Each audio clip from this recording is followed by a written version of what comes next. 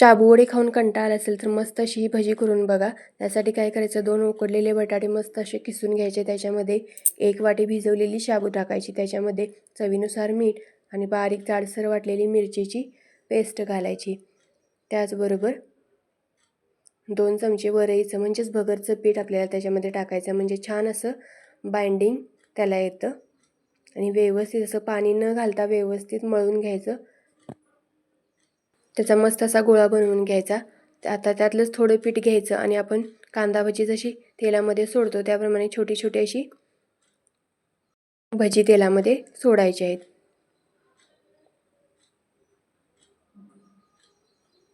आणि मस्त अशी लालसर होईपर्यंत ती तळून घ्यायची. आता जर ते चिकटल्यासारखं वाटलं असलं तरी नंतर ती मोकळी होतात. हे बघा, मस्त अशी आपली भजी तयार आहेत.